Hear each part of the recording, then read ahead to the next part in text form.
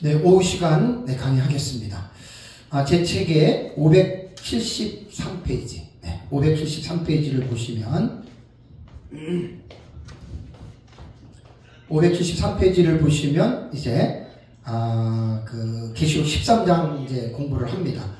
지난달에 12장 1절에서 12절까지 하고 이제 이번 달에는 제가 이제 13절에서 17절까지 2시간을 오전에 하고 그다음에 이제 13장에 이제 들어가서 이제 본문의 말씀을 이제 보도록 하겠습니다. 573페이지 제 책을 이제 보시면 됩니다. 이제 계시록 13장은 이제 요한계시록 13장에는 두 가지의 이제 내러티브가 나오죠. 두 가지의 이야기가 나오는데 이것이 이제 두 짐승에 대한 내용입니다. 그래서 요한계시록 13장은 묵시문학의 정수를 보여주는 대표적인 장이다. 그러니까 묵시문학은 계시문학이라고 하잖아요.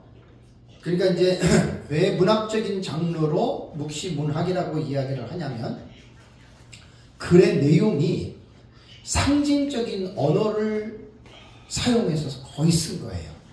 그러니까 일반적으로 보통 사람들이 읽어서 이해할 수 있는 그러한 내용이 아니고 상징적인 언어, 숫자, 인물, 색깔, 장소 또 그런 거 있잖아요. 그래도 요한계시록에는 구약 성경에 대한 인용이 수백 곳이 나옵니다, 여러분. 되게 많이 나옵니다.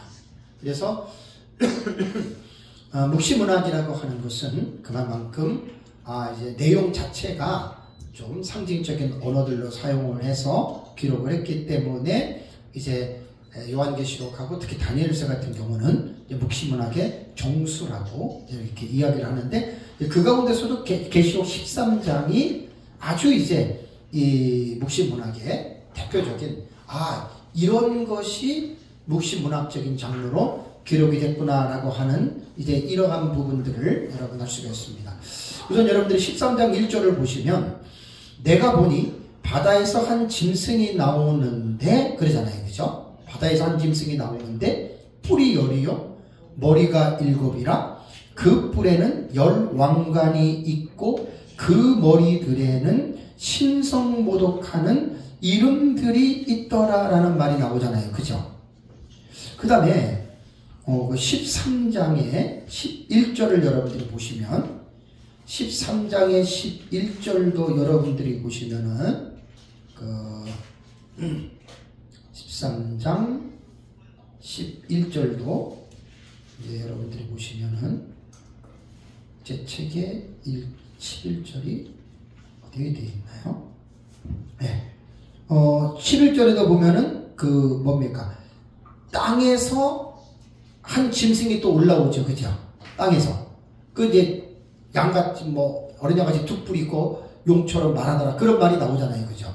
그러니까 계시록 13장 1절과 11절에 보면은 두 짐승이 나오는데 이 두 짐승을 묘사하는 것들이 참 기괴한 그러한 내용으로 이렇게 묘사를 하고 있습니다. 그러면 이제 전반부에 나타나는 1절에서 10절까지는 바다에서 올라오는 짐승이고 그 다음에 후반부에 나오는 11절에서 18절에는 땅에서 올라오는 짐승이라고 이렇게 계시록 13장에는 말을 하고 있는데 우리 이제 성경을 볼 때 성경은 성경으로 해석이 이루어져요. 그래서 특히 이제 신약 성경 같은 경우는 신약 성경 안에 기록되어져 있는 이 내용들을 구약 성경과 연결을 해야 됩니다. 그래서 이 신약 성경에 특별히 기록되어져 있는 계시가 이 계시의 모티브라고 그러죠. 이 계시의 원인이나 이 계시의 근원이 혹시 구약 성경에 있는 어떤 내용들과 연관을 지어서 기록했을 수가 있거든요. 그런 경우는 우리가 신약 성경에 기록된 계시의 내용을 그 계시의 모티브가 되는 것들 구약 성경에서 찾아내야 됩니다. 그래서 계시록 13장을 공부를 할 때는 반드시 다니엘서 7장을 봐야 됩니다. 왜냐하면 다니엘서 7장을 모르고 요한계시록 13장을 읽으면 이게 무슨 말이지? 라는 그 좀 의구심이 생길 수 있거든요. 근데 다니엘서 7장을 아는 사람들이 요한계시록 13장을 읽으면 이거 구약성경에 뭐하고 비슷하네. 딱 이 내용이 나옵니다. 그래서 요한계시록 13장을 보기 전에 요한계시록 13장이 기록된 이 계시의 모티브가 바로 다니엘서 7장이라고 하는 이 부분을 여러분들이 분명하게 기억해야 됩니다. 자, 그러면 다니엘서 7장을 한번 여러분 가보세요. 성경의 다니엘서 7장을 보면은 1절에 바벨론 벨사살 왕 원년에 다니엘이 그의 침상에서 꿈을 꾸며라는 말이 7장을 기록할 때 언제 몇 년도에 이것이 기록했다라고 하는 것을 분명하게 명시하고 있고요. 그 다음에 2절을 보시면 다니엘이 진술하여 이르되 내가 밤에 환상을 보았는데 하늘에 내 바람이 큰 바다로 몰려 불더니 그랬습니다. 바람이 큰 바다로 몰려 불고 3절을 보면 큰 짐승 넷이 바다에서 나왔는데 보세요. 바다에서 나왔는데 그 모양이 각각 다르더라. 그러면서 4절에 첫째는 사자와 같은데 독수리의 날개가 있더니 내가 보는 중에 그 날개가 뽑혔고 또 땅에서 들려 사람처럼 두 발로 서게 함을 받았으며 또 사람의 마음을 받았더라. 이 첫 번째 짐승은 사자와 같아요. 묘사한 것을 보세요. 정상적인 이 세상에 있는 사자와 같은 동물의 그 모습이 아닙니다. 또 5절을 보니까 또 보니 두 번째 짐승입니다. 다른 짐승 곧 둘째는 곰과 같은데 그랬습니다. 곰이라는 것은 아니에요. 곰과 같은데 그것이 몸 한쪽을 들었고 그 입에 이 사이에는 새 갈빗대가 물렸는데 그것에게 말하는 자들이 있어 이르기를 일어나서 많은 고기를 먹으라 하였더라. 곰 같은 짐승입니다. 새 갈빗대가 물렸다. 이 사이에. 이거 전부 다 이거 사실 성경적으로 해석을 하고 이 부분들을 우리가 밝혀야 되거든요. 그러니까 이게 웬만한 인간적인 지혜와 인간적인 지식으로는 이게 이해할 수가 없는 어려운 내용들입니다. 다음에 6절에 보면은 그 후에 내가 또 본즉 세 번째 짐승입니다. 다른 짐승 곧 표범과 같은 것이 있는데 그랬죠. 그죠? 그러면서 그 표범을 묘사하기를 그 등에는 새의 날개 넷이 있고 그 짐승에게 또 머리 넷이 있으며 권세를 받았더라. 세 번째 짐승이 표범과 같은 짐승이에요. 다음에 이제 7절에 내가 밤 환상 가운데 그 다음에 본 넷째 짐승은 무섭고 놀라우며 또 매우 강하며 또 쇠로 된 큰 이가 있어서 먹고 부서뜨리며 그 나머지를 발로 밟았으며 이 짐승은 전에 모든 짐승과 다르고 또 10뿔이 있더라. 8절에 내가 또 그 뿔을 유심히 보는 중에 다른 작은 뿔이 그 사이에서 나더니 첫 번째 뿔 중에 셋이 그 앞에서 뿌리까지 뽑혔으며 이 작은 뿔에는 사람의 눈 같은 눈들이 있고 그 입이 있어 큰 말을 하였더라. 자, 요 1장, 7장, 1절에서 8절까지가 다니엘서 7장에 나오는 네 짐승의 환상입니다.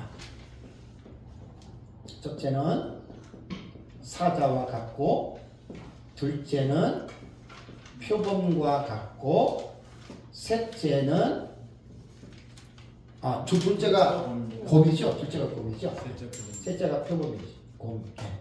둘째가 곰이고 셋째가 표범과 같고 넷째가 무서운 철이를 가진 짐승입니다. 그러니까 이게 일반적인 어떤 문학적인 지식을 가지고 읽을 때 그냥 사자곰 표범 그러면 알겠는데 뭐 여기에 뭐 날개가 4개가 있고 뭐 이빨에 뭐 갈빗대 3개가 물려 있고 무서운 철이를 가진 짐승 이게 이제 네 번째 짐승이 좀 특이한 거잖아요. 머리가 열이고 그죠?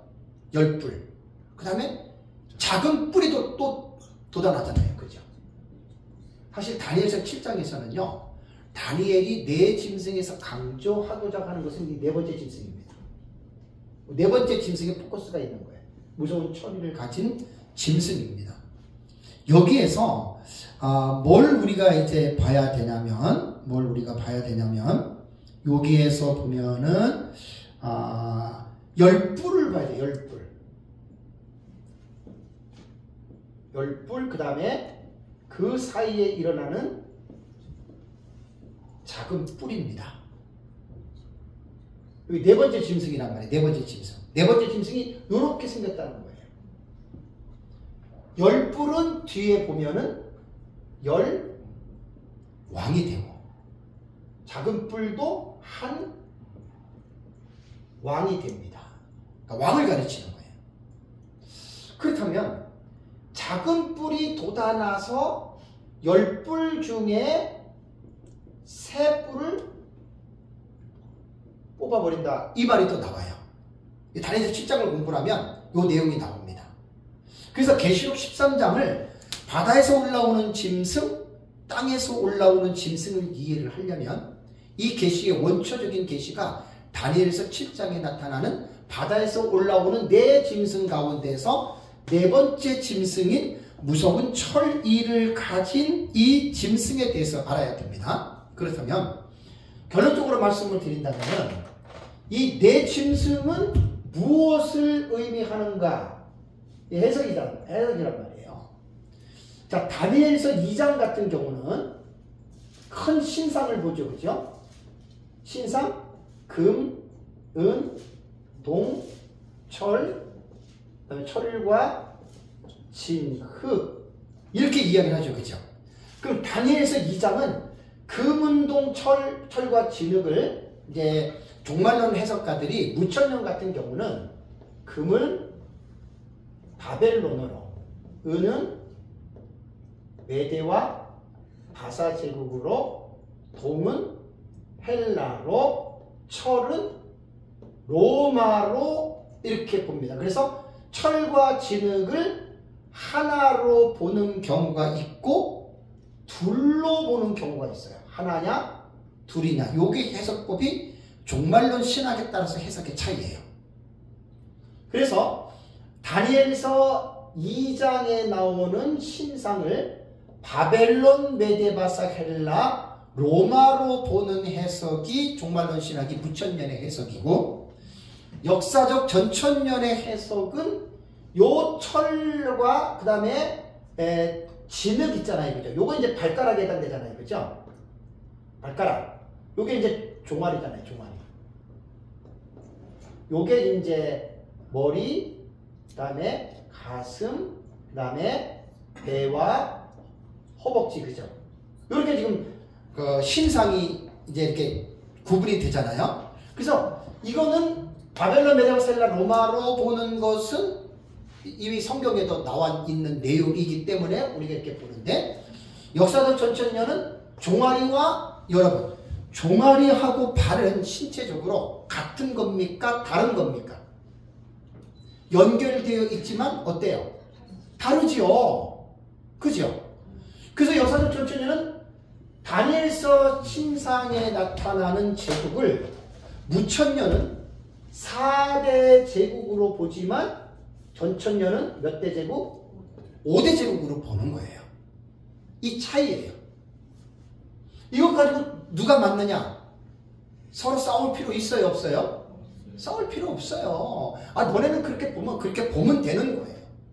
까칠하고 논쟁하기 좋아하는 사람들이 서로가 싸우고, 오전에 제가 첫째 시간에 강의할 때 인격 장애 말씀드렸죠. Personality disorder 해가지고 인격적인 장애가 심한 신학자나 인격적인 장애가 심한 목회자들은 싸웁니다. 내 것만 옳다고. 그 사람 문제예요. 예수님 재림하면 딱 표시가 나는 거예요. 너무 지나친 자기 확신 가지고 자기하고 다르다고 틀리다고 이렇게 말하면 그 사람이 인격 장애를 갖고 있는 인격 장애자입니다. 많습니다. 그런 사람들. 저도 거기 하나 들어갈 수 있어요. 그래서 우리는 5대 제국으로 봐서 발가락에 해당되는 철과 진흙의 나라는, 이것이 이제 우리는 언제 보냐면 인류 종말에 등장하는 제국입니다. 그러면 요한계시록에서 여러분들과 17장에서도 그리고 공부를 다 했지만 오늘도 이제 본문에 나올 건데, 이제 우선 전체적인 윤곽을 하면서 먼저 제가 이제 말씀을 드릴게요. 7 머리, 이거 먼저 이제 예수를 먼저 하는 거예요. 7머리, 7산, 그 다음에 7왕. 요게 계시록 17장에 나와요. 17장을 보세요, 여러분. 성경을 확인하면서 보시게 됩니다. 계시록 17장을 보면은 7절 보세요.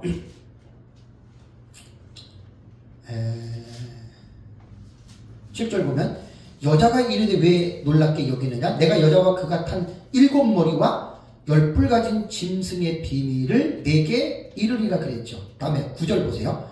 지혜 있는 뜻은 여기 있으니 그 7머리는 뭐라고요? 여자가 앉은 7산이요 그랬죠. 그죠?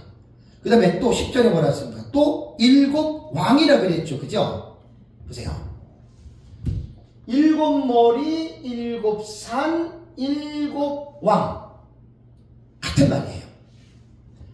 표현상 머리, 산, 왕으로 표현했을 뿐이지 같은 거예요. 그러면서 11절에 뭐라, 12절에 뭐라 했어요? 7왕 중에 5은 어떻게 해요? 망하였고, 그랬죠. 하나는 지금 있고, 그 다음에 다른 하나는 때가 되면 이르리라 그랬죠. 그죠? 그러니까 여기서 말하는 7머리, 7왕은 제국을 말하는 거예요. 그래서 이제 순서로 말하면은 짐승 국가 제국이기 때문에 애굽, 아수르, 바벨론, 메대와 바사, 헬라와 로마. 이게 읽어보니까 이거는 짐승 제국을 말하는 거예요. 짐승 제국. 5은 망했다. 애굽, 아수르, 바벨론, 메데바사, 헬라까지는 사도 요한 당시에는 다 제국이 망했죠. 하나는 있다. 로마는 있는 거예요. 계시록에 기록될 때. 그리고 나머지 하나가 7왕에 하나가 남았죠. 그죠? 요건 아직 이르지 않았다. 그래서 우리는 이 부분을 미래적 해석으로 하는 사람들은 7 짐승 제국 가운데에 마지막 번째로 등장하는 7번째 짐승 제국이 다니엘서 2장으로 볼 때는 요 철과 진흙에 해당되는 발가락에 해당되는 제국을 말합니다. 그러면 다니엘서 2장으로 볼 때는 바벨론, 메데바사, 헬라, 로마로 하면은 보세요. 1, 2, 3, 4, 5가 되잖아요. 그죠?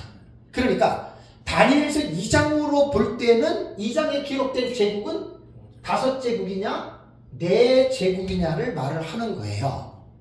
그 다음에 성경 전체로 볼 때 애굽으로부터 시작이 되면은 바벨론 위에 보면 하나, 2개가 더 있잖아요. 그죠? 그러면 7번째 제국이 되는 거예요. 그래서 5제국을 얘기를 할 때, 4, 5제국을 얘기를 할 때는 2장을 기준으로 말한 거고, 그 다음에 7제국을 말할 때에는 성경 전체, 구약 성경부터 시작해서 전체적으로 볼 때 이 7제국에 대한 이 부분을 여러분 말을 한다라고 하는 것을 여러분들이 기억을 해야 됩니다. 자, 그러면 다시 이제 다니엘서 7장으로 여러분 다시 돌아가면 이 사자공표범 무서운 철을 가진 짐승이 있잖아요. 이것은 무천년의 해석은 이렇게 합니다. 똑같이 바벨론, 메데바사, 헬라, 로마 무천년은 이렇게 해석을 해요. 근데 우리 전천년은 전혀 아닙니다. 전천년은 어떻게 해석하느냐?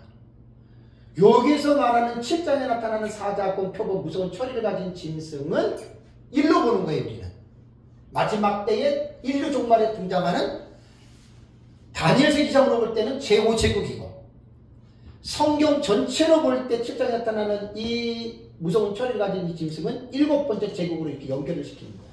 아까 그랬잖아요. 다니엘서 7장에서 다니엘이 강조하는 것은 4번째 짐승입니다. 그래서 네 번째 짐승은 열뿔을 가지고 있는 짐승이다라고 말을 할 때에는 왕이 몇 명이에요? 10명의 왕이다. 10명. 열왕은 정치적인 형태로 볼 때는 뭐예요? 연합국가예요. 합중국이에요. 왜? 한 사람이 왕이 지배하는 정치 형태를 우리는 전제주의 국가라 그러죠? 독재 정치란 말이에요. 보세요. 애굽, 아수르, 바벨론, 메데바스, 헬라, 로마는 전부 다 전제 정치입니다. 한 사람의 리더가 제국을 전체적으로 지배하던 나라였단 말이에요. 그런데 이 7번째 제국, 미래에 임할 이 7번째 무서운 처리를 가진 열뿔을 가진 이 제국은 앞에서 말한 6번째 전제주의 국가가 아니라 이 제국은 무슨 제국이냐? 합중국이에요. 합중국은 2명의 이상의 왕이 지배하는 나라거든요. 10명의 왕이잖아요. 10명. 10명이 지배하는 나라예요. 연합국가예요. 그러면 여기에서 분명한 것은 뭐냐면 7번째 제국의 왕은 몇 명이라고요? 10명의 왕입니다. 딱 정해진 거예요. 근데 여기서 계시가 끝난 것이 아니라 다니엘서 7장에는 10뿔 사이에 무슨 뿔이 돋아나요? 작은 뿔 돋아나죠. 그 다음에 이 작은 뿔이 10뿔 가운데 이 새 뿔을 뽑아버리지요. 그리고 이 작은 뿔이 결국은 10뿔을 어떻게 돼요? 자기 휘하에 놓고 다스리죠. 그러면 여기서 뭐가 변화가 있지요? 합중국에서 작은 뿔이 돋아 나오면서 어떻게 됩니까? 전제 정치, 전제 국가가 돼버린 거예요. 이게 참 신비한 겁니다. 이건 로마 제국을 이해하면 이 형태를 로마 제국에서 힌트를 얻을 수가 있어요. 로마가 원로 정치를 했잖아요. 처음에 시작할 때는 전제 정치였고, 그러다가 이제 원로원을 두고 로마가 수백 년 동안, 500년 동안 원로 정치를 하다가, 그 다음에 로마 제국의 정치 형태를 보면은 제1차 3두 정치와 제2차 3두 정치 나오죠. 그게 뭐냐면 원로 정치에서 전제 정치로 로마 제국이 정치 형태가 바뀌어지는 거예요. 그래서 1차 3두 정치와 2차 3두 정치를 통해서 나중에 AD 29년에 옥타비아누스라고 하는 이 사람이 로마의 최초 황제가 되죠. 전제 정치가 되는 거예요. 이거 좀 설명하면 또 한 20분 가는데 그냥 넘어갈게요. 이거 나중에 제 책에도 잘 나와 있으니까 그냥 읽어보시면 돼요. 그래서 7번째 제국에서는 특징이 뭐냐면 첫 번째 제국의 애굽의 왕은 전제 정치가 하나죠. 하나 6번째 왕도 로마에서 그 옥타비아누스 황제가 하나가 됐잖아요. 그죠? 7번째 왕은 몇 명이에요? 10명이에요. 왕의 순서로 볼 때. 근데 계시록 17장을 보면은 8째 왕이 나오죠. 8째 왕은 요걸 말하는 거예요. 작은 뿔. 왕의 순위로 8번째 왕이다 이렇게 되는 거예요. 이거 틀지 못하는 사람들 많아요. 이거 간단한 거예요. 이거예요. 이걸 여러분들이 이해하시면 됩니다. 그래서 다시 이제 계시록 13장으로 여러분 돌아가면은 계시록 13장으로 돌아가면 내가 보니 바다에서 한 짐승이 나오는데 뿔이 열이요? 요걸 또 얘기해야 되겠다. 우리 역사적 천천히는 그러면 사자와 곰과 표범과 무서운 처리를 가진 짐승을 우리는 어떻게 해석하느냐? 인류 종말에 나타나는 4대 열강으로 해석합니다.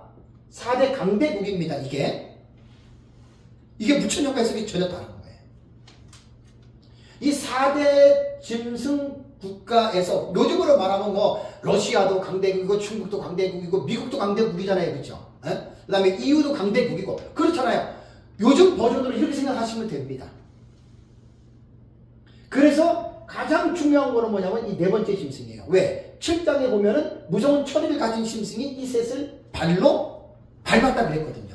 그러면 이 제국이 무서운 처리를 가진 나라가 이 나라를 다 이긴다는 거예요. 그래서 여기에 4대 열강으로 우리가 다니엘서 7장에 나타난 사자고 표고 무서운 처리는 예수님 재림 직전에 나타나는 이제 4대 열강이 전쟁을 일으키는 사건으로 나오는데, 이게 둘째와 유브라데 전쟁이 있죠. 요 전쟁 말합니다. 유브라데 전쟁은. 요 4대 열강이 마지막 때 전쟁을 해서 이 네 번째 짐승이 이깁니다. 요 네 번째 짐승에서 이기는 왕이 누구냐? 여덟 번째 왕, 요거 작은 뿔이거든요. 요자가 누구냐?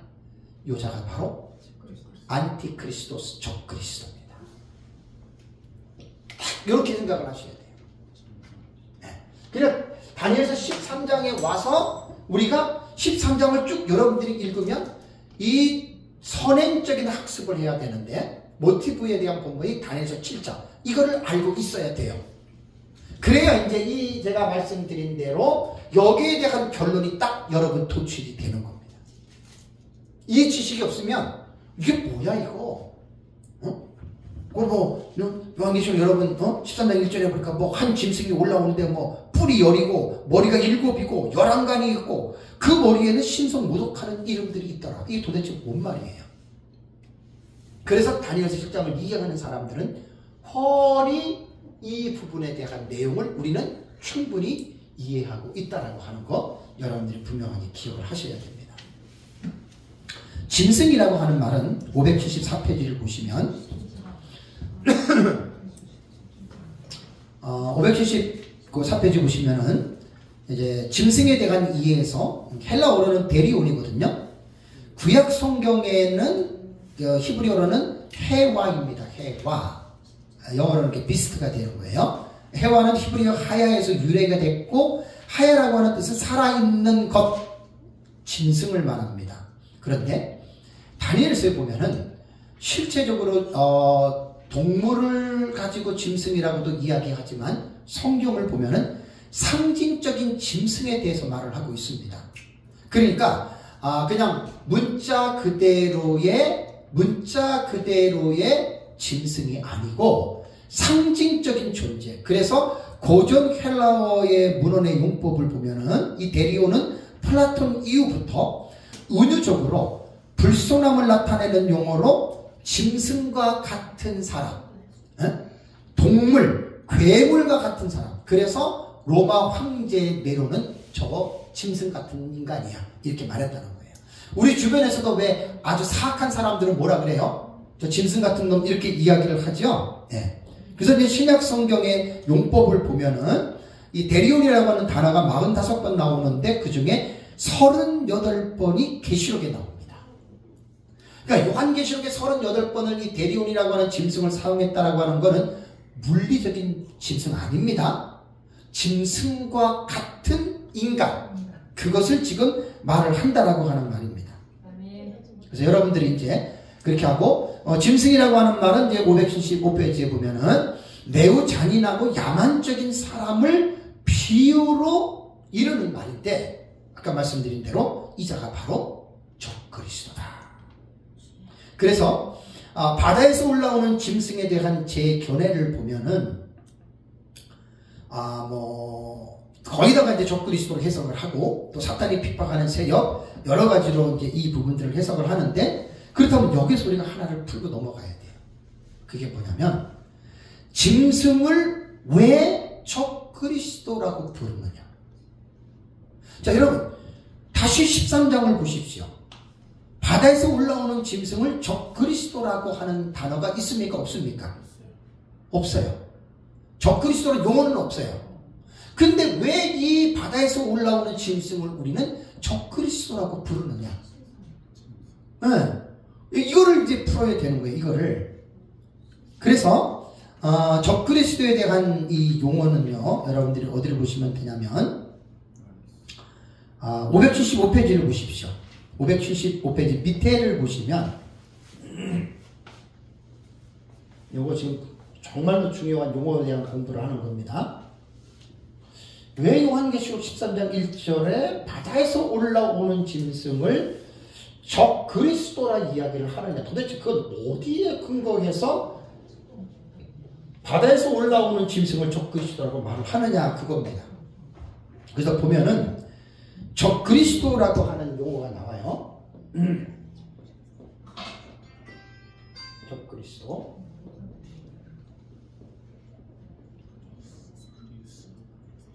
네. 안티크리스토스라고 하는 이 헬라어 단어입니다. 안티크리스토스예요. 안티크리스토스인데 영어로는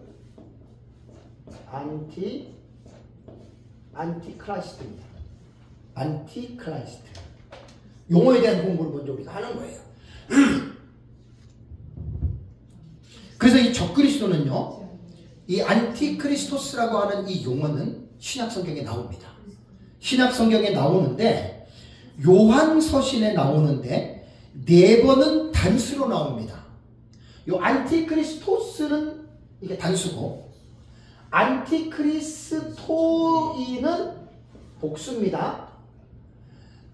여기에 보면은 4번은 단수로 나와요. 단수가 4번. 그 다음에 거기 보면은 1번은 복수로 나옵니다. 이게 요한서신에 보면은 이 용어가 나오는데 그 뒤에 이제 576페이지를 넘어가서 보시면 원래 이 헬라어의 안티크리스토스는요 주 1세기 후반에 처음 발견된다고 합니다. 학자들이 볼 때 처음 이것이 발견이 되는데 이것을 일반 학자들은 안티크리스토스라고 하는 적그리스도라고 하는 이 단어는 기독교에서 만든 용어다라고 말을 합니다. 그렇다면 여기에서 안티라고 하는 이걸 보죠. 이게 두 단어예요. 안티하고 다음에 크리스토스예요. 그러니까 안티라고 하는 뜻이 두 가지가 있습니다. 제 책을 보시면 다 해놨습니다. 이 전치사 안티는요 뭐뭐의 대신에 라고도 사용이 되고요, 뭐뭐의 대신에 그 다음에 뭐뭇을 대적하여, 요 두 가지 의미가 있어요. 안티라고 하는 말. 안티라고 하는 말은 요 두 가지가 있는 두 가지 의역으로 여러분 볼 수가 있는데 대신에라고 하는 말은 뭡니까? 그리스도스니까 그리스도를 대신해서 내가 그리스도라고 하는 자, 이게 안티크리스도고, 또 하나는 그리스도를 대적 싸우는 거예요. 그것도 안티크리스도라고 그래요. 원래 용어의 의미가 이렇습니다. 적그리스도라고 하는 말이 대신해서 내가 그리스도라고 말을 하는 것이냐, 그것도 적그리스도고, 또 그리스도를 막 대적해서 막 핍박하는 거, 그것도 바로 적그리스도다. 그러니까 이제 성경에 나오는 안티크리스토스는 이 두 가지가 다 해당돼요. 왜냐하면 이 적그리스도가 사도 요한의 글에도 보면은 성전에 앉아서 자기가 하나님이라고 사람들로부터 경배를 받죠. 그거는 하나님을 대신해서. 그러면서도 어떻게 해요? 그 적그리스도의 정치는 기독교를 핍박하잖아요. 대적하잖아요. 그러니까 두 가지 의미가 다 여러분 들어있다라고 하는 것 여러분 기억을 하셔야 됩니다. 그래서 이제 여기에서 바다에서 올라오는 이 짐승, 바다에서 올라오는 이 짐승을 적그리스도라고 보는 것은 13장 1절에서 10절까지를 쫙 여러분들이 본문을 연구하면 이 자가 바로 적그리스도라는 말이 딱 나와요. 마지막 때 등장하는. 이게 그냥 누가 이렇게 유추해서 만들어낸 결론이 아니에요. 성경을 쭉 연구하다 보니까 바로 이 자가 그러한 자다라고 하는 것이 봅니다. 그러면 이제 바울은 이 자를 이야기를 했을까요? 안 했을까요? 바울도 얘기를 했습니다. 그럼 성경 어디에 있을까요? 거기 576페이지 밑에 보세요. 데살로니가 후서 2장 3절과 4절을 볼까요? 데살로니가 후서 2장과 3절을 보면은 바울이 이런 말을 했습니다. 누가 아무렇게 하여도 너희가 미혹하지 말라 그랬죠. 이게 뭐냐면 예수님의 재림의 날짜를 두고 데살로니가 교회 안에서 종말론에 대한 그릇된 지식, 요즘으로 말하면 시한부 종말론자들이 나온 거예요. 데살로니가 교회 안에. 예수님이 몇 년 있으면 온다, 몇 년 있으면 올 것이다, 막 이렇게 이런 용어가 나 도를 때 바울이 우리가 그리스도 앞에서 모이는 모임이라든가 예수님이 재림한다라고 하는 거 함부로 그렇게 말하지 말라고. 그러면서 바울이 두 가지의 힌트를 준 게 2장 데살로니가후서 2장 3, 4, 5, 6 숙제에 나오는 거예요.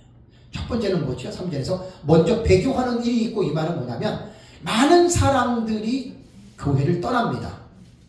많은 사람들이. 그러니까 예수님 재림 직전에 분명한 사실은 뭐냐면 전 세계적으로 많은 사람들이 교회를 떠납니다. 이게 배교입니다. 대배교라고 합니다. 계시록 안에 나와 있어요. 그 다음에 두 번째가 뭐죠? 저 불법의 사람 곧 멸망의 아들이 나타나기 전에는, 이 말이 뭐냐면 불법의 사람, 멸망의 아들이 나타난다는 거죠. 그렇죠? 요 두 가지의 사건이 역사 세계 속에서 일어나면 예수님의 재림이 어떻게 해요? 가까이 왔다.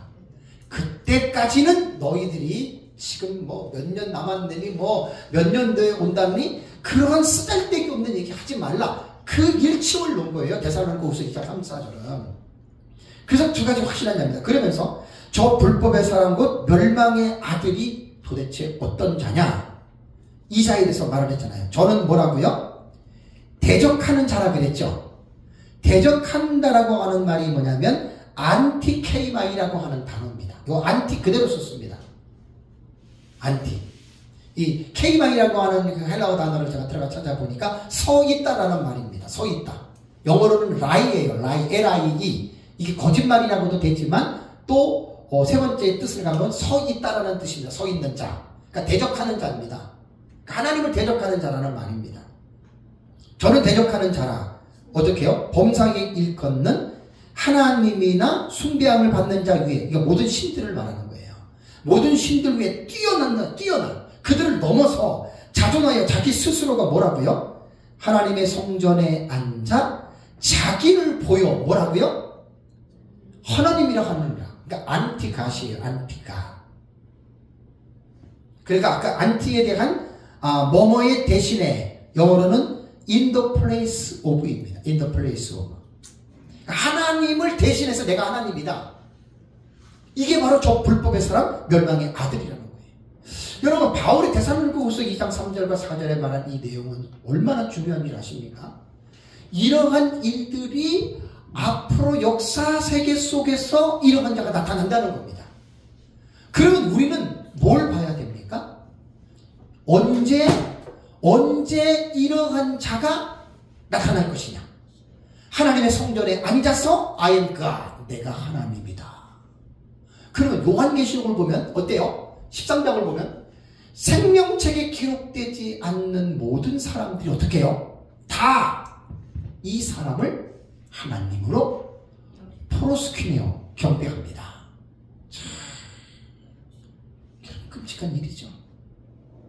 그 종말론을 모르는 사람들은 이런 데 관심이 없지만 종말론을 아는 우리는 관심을 갖잖아요. 그래서 저는 뉴스를 꼭 봅니다. 빼놓지 않고 봅니다. 왜냐하면 언제인지 모르지만 역사 세계 속에서 이런 일이 나타납니다. 이게 바울이 역사 속에서 일어나는 일들을 예언적으로 먼저 말한 거예요. 다시 정리해서 말씀드릴게요. 데살로니가후서 2장 3, 4절. 예수님의 재림할 때는 이전에 두 가지의 분명한 사건이 나타날 것이다. 대배교의 사건, 또 하나는 불법의 사람 멸망의 아들, 이자가 자기가 하나님이라고 한다. 성전에 앉는다. 요게 요한계시록 13장에 그대로 나오는 거예요. 거짓 선지자가 적그리스도 우상을 만들어 온 땅의 사람들, 세계 사람들에게 그 바다에서 올라온 짐승인 적그리스도를 경배하라고 하죠. 다 경배하잖아요. 그거를 지금 여러분 말을 하는 것입니다.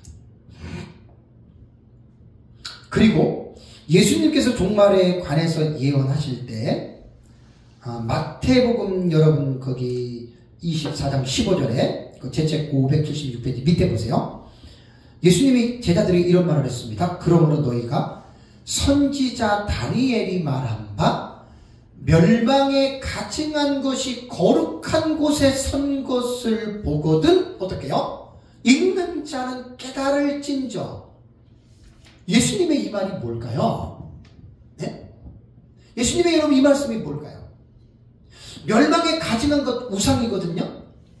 거룩한 것은 성전입니다. 그 우상이 성전에 서는 것을 보거든. 예수님의 말씀 그날이 일어나는 거예요. 언제인지 모르지만. 그래서 예수님이 선지자 다니엘이 예언한 바에 대한 다니엘서의 말씀을 인용을 했잖아요. 이게 다니엘서 몇 장 몇 절이라고요? 딱 나와야죠. 9장 27절 맞습니다. 네. 김영수 목사님 말이 맞습니다. 다니엘서 9장 27절이에요. 다니엘서 9장 27절을 패러그래프를 4개로 나눠요. A, B, C, D로. 되게 중요해요. 제가 다니엘서 7장 70일에는 제 책 전반부에 한 100여 페이지 가까이 집어넣었잖아요. 되게 중요한 계시예요. 거기 보면은 그가 많은 사람과 더불어 하늘의 언약을 굳게 맺고 일의 절반에 제사와 예물을 금지할 것이며 그랬죠. 그 다음에 세 번째 패러그래프 C에 보면은 그가 그 멸망케할 가증한 것들을 세운다 그랬죠. 그죠? 그게 예수님께서 말씀하신 멸망에 가증한 것이 거룩한 곳에 선 것을 보고자 할 때 다니엘서 9장 27절의 말씀을 예수님께서 인용했다라는 말입니다. 이런 것들을 잘 성경을 우리가 기본적으로 알고 있어야 예수님께서 이러한 말씀을 하신 이유가 무엇인지를 아는 거예요. 또 포악하여 가증한 것이 날개를 의지하며 설 것이요. 이 앞에 70일의 해석을 한번 들어가 보십시오. 이게 성전에 우상을 세운다는 거예요. 가일 젤리치 주석에도 이게 나옵니다. 마지막 때에 예루살렘 성전에 이러한 적그리스도의 우상이 설 것이다. 가일 젤리치 주석에 나와요. 70일의 본문에. 그래서 이러한 부분에서 우리는 지금 계시록 13장 1절에 바다에서 올라오는 이 짐승에 대해서 지금 기본적으로 이거 한 30분 넘었어요. 전체적으로 설명하더라. 그래서 다니엘서를 먼저 이해를 한 사람들은 여기까지 들어오기가 되게 쉽고 이해가 되는데 다니엘서 7장을 모르는 사람들은 무슨 말인지 몰라요. 저거 뭔 말이야? 저 무슨 말이지? 이렇게 되는 거예요. 이런 부분들을 여러분들이 잘 보시면 됩니다. 이레네우스부터 4세기 초기까지 데이비드 아우네라기도 하고 오니라고 그래요. 데이비드 아우네 WBC 주석에 보니까 이레네우스부터 4세기 초기까지 기독교 문헌에 나오는 적그리스도의 주요 특징을 7가지로 이야기를 했어요. 첫 번째는 사탄의 대리인이다. 두 번째는 속이는 자다. 세 번째는 거짓 표적들과 이상들을 행한다. 네 번째는 극히 악하다. 다섯 번째는 하나님의 백성들을 핍박한다. 여섯 번째는 심히 교만하다. 일곱 번째는 하나님의 영광을 요구한다. 아주 잘 표현한 겁니다. 안티크리스토스, 적그리스도, 그리스도를 대적하는 자. 어떻게 보면 인류 종말에 이 세상에서 가장 사탄이 하수인으로 쓰는 정말 자기 수족이죠. 이게 적그리스도와 거짓선지자 음녀들이에요. 그래서 적그리스도의 등장이 어떠한 분인지를 잘 봐야 됩니다. 자, 이제 578페이지는 제가 개론적으로 다 설명을 했기 때문에 여러분들이 읽어보시면 다 압니다. 두 번째에 보면 이제 짐승의 등장 나오잖아요. 1절. 이제 여기서 바다는 세상을 말을 하는 것이고요. 아까 그 7제국 다 설명을 드렸고, 다음에 이제 짐승의 모습에서 보면은 뿔이 열이요 7이라 뿔에는 11간이 있고 머리들 설명 안 해도 알겠죠. 그죠? 그거 여러분들이 읽어보시면 돼요. 10뿔을 가지고 있다는 바로 10왕들, 그것도 다 설명을 했고, 그 다음에 7머리도 여러분들에게 말씀을 드렸고요. 10왕관도 전부 다 여러분들에게 말씀을 드렸습니다. 다음에 이제 그 581페이지에 가면은 신성모독하는 이름들이 있다 그랬죠. 그죠? 여기서 신성모독이 뭐냐? 헬라어 블라스페미아입니다. 블라스페미아. 욕설, 비방, 중상, 이런 뜻이거든요. 요 블라스페미아가 원어 사전을 들어가 보면 두 가지 방면으로 사용됐습니다. 사람과 관련된 블라스페미아, 혹은 종교적인 의미로서 블라스페미아는 하나님을 모독하는 신성 모독입니다. 내용은 여러분들이 읽어보시면 책에 충분히 여러분들이 알 수가 있는데, 그 본절에서 왜 그러면 그 머리에 신성 모독하는 이름들이 있다라고 말을 했겠습니까? 그러니까 성경에 나타나는 적그리스도의 제국이 있죠. 애굽, 아수르, 바벨론, 메데, 바사, 헬라, 로마. 그 다음에 앞으로 나타날 무서운 처리를 가진 다니엘 7장의 네 번째 짐승 제국이 있잖아요. 이 제국들의 특징이 뭐냐? 다 하나님을 모독하는 세상의 제국이었다는 말이에요. 다 하나님을 모독하는 제국이었단 말이에요. 그래서 머리에는 신성 모독하는 그 말이 있다라고 이렇게 표현을 했습니다. 책을 쭉 읽어보시면은 여러분들이 다 이해가 되고, 다음에 이제 2절을 볼까요? 2절.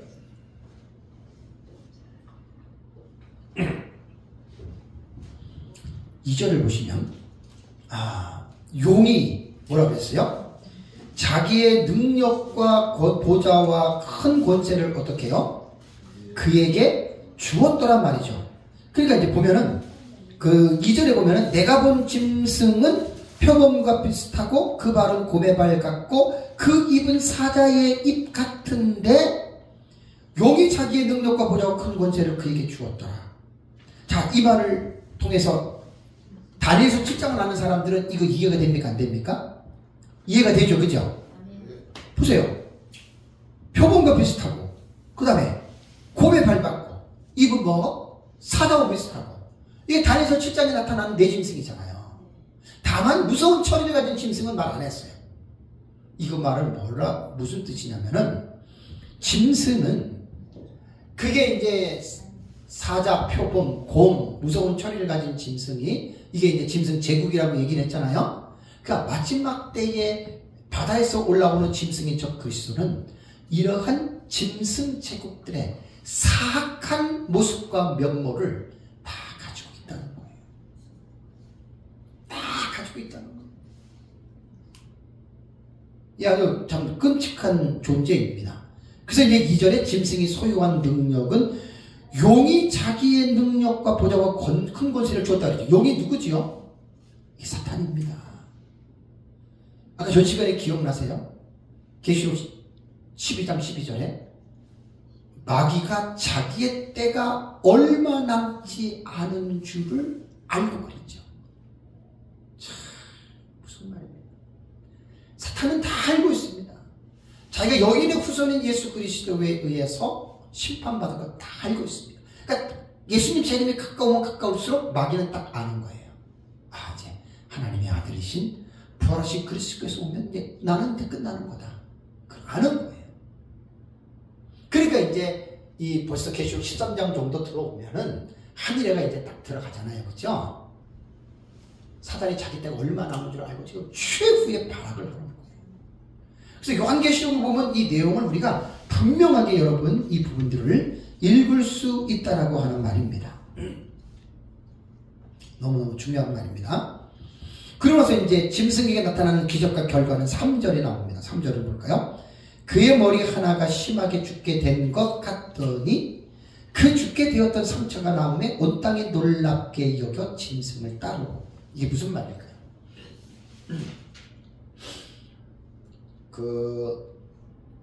참고로 말씀드리면 다니엘서 7장에 나타나는 짐승이죠.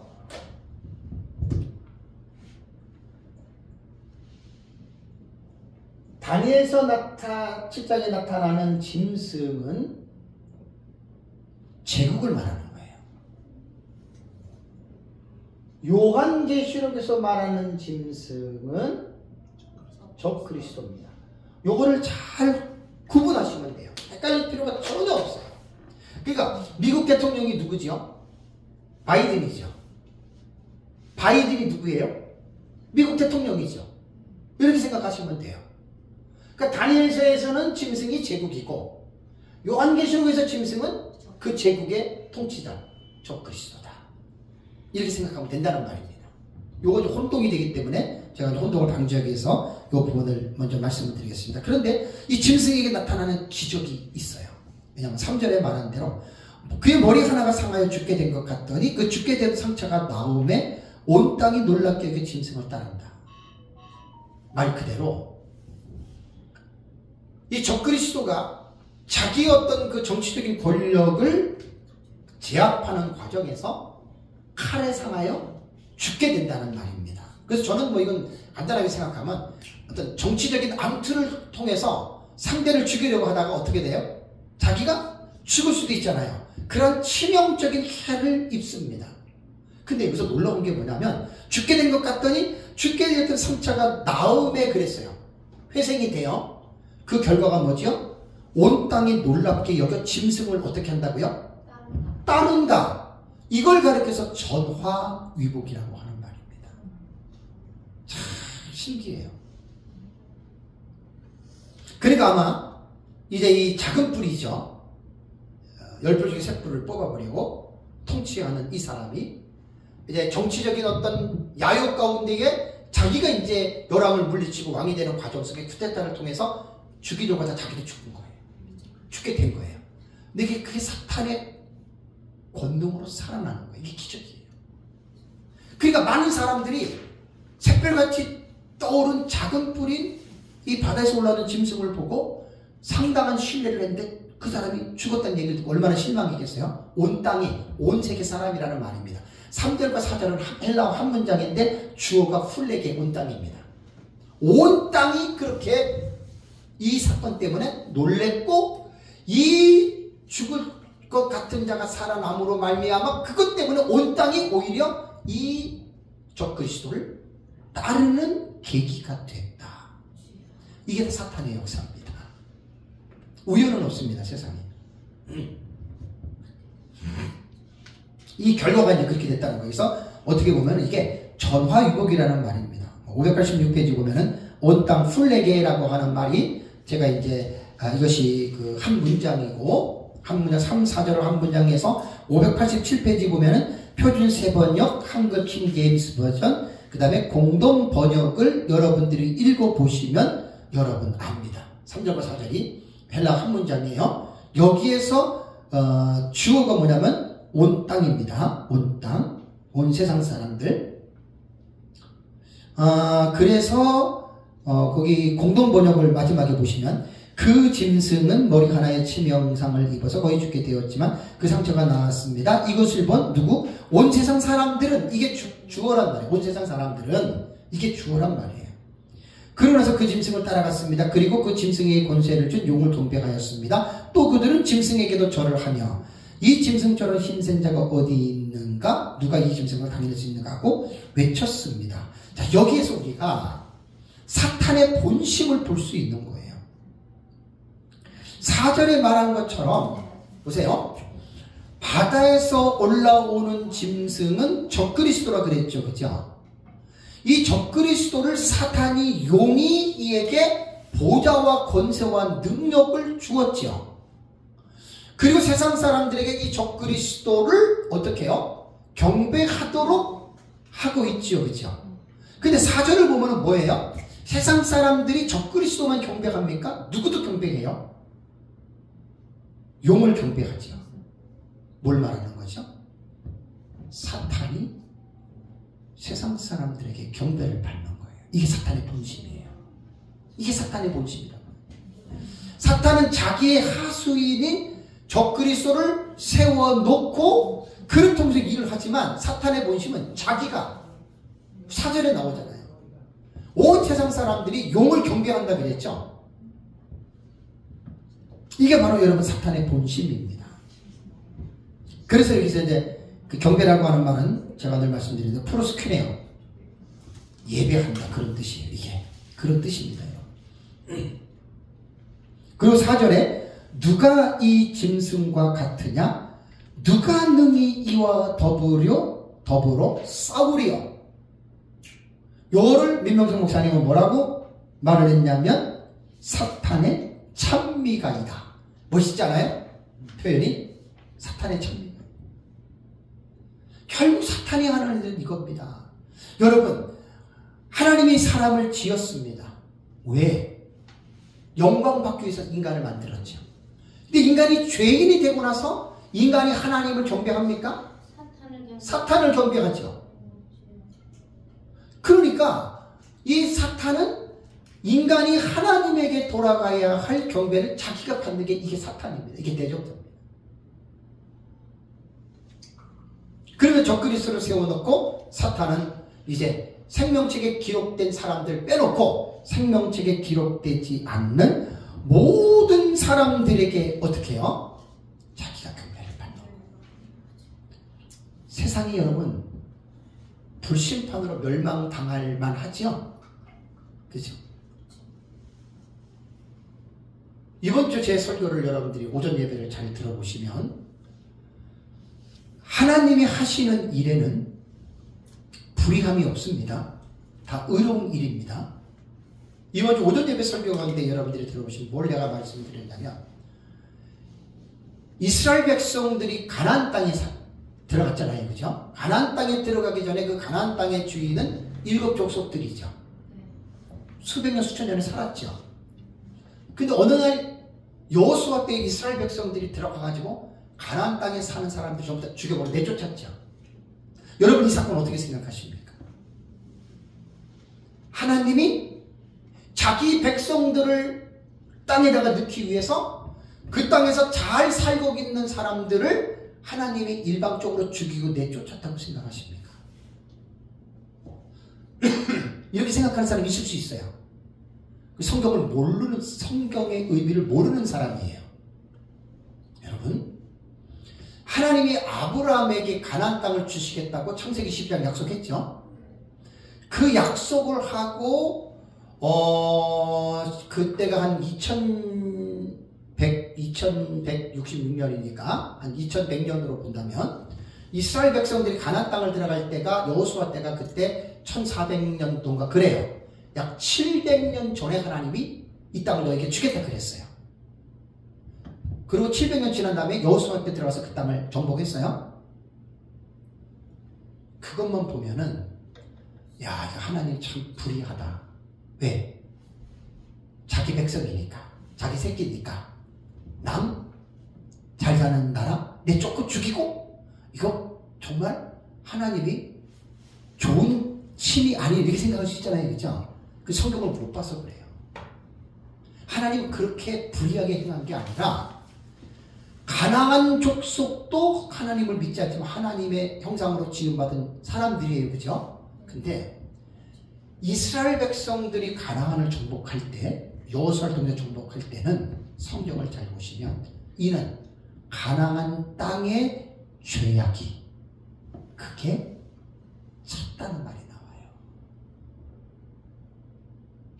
그걸 모르면 큰일 나는 거예요. 성경에.